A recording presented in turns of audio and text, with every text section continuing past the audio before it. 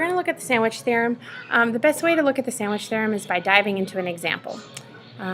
So here is the example. We're gonna try to find out what the limit as x approaches 0 of x times the sine of x. Now we can't use that other formula to find this or isolate the h and let h be 0 because we've got a product of two things here.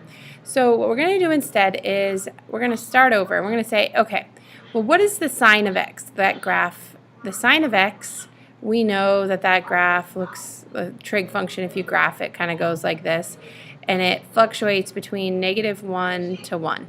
Okay, so sine of x is between -1 and 1. Okay, so this is the whole idea of a sandwich. We're trying to sandwich it in between two items.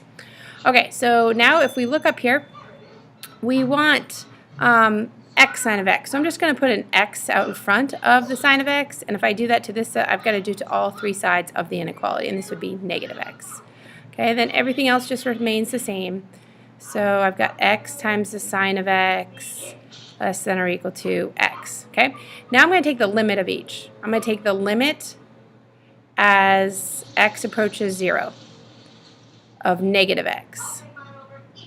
The limit as x approaches 0 of x sine of x, and the limit as x approaches 0 of x. Okay, so let's look at each of these graphically. -x is going to have a graph that's going to go like this. Okay, and as x approaches 0 from the left and from the right, what's the height the graph intends to reach?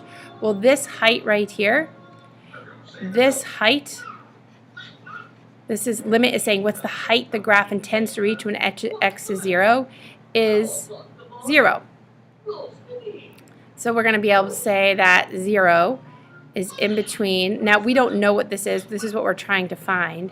The limit as x approaches 0 of x sine of x. Okay. Now I'm going to think about this graph over here. Sine of x is going to go this way. Y-intercept is also 0. Excuse my graph there. As x approaches 0, the intended height of the graph is 0. So we're going to be able to say right here the intended height is 0. Okay, so now if we think about it, if a value has to be between 0 and 0, it pretty much has to be 0. So now from the sandwich theorem, we can actually state that, do the sandwich theorem, that x sine of x is sandwiched between 0 and 0. It has to be equal to 0. And we have just done that using the sandwich theorem.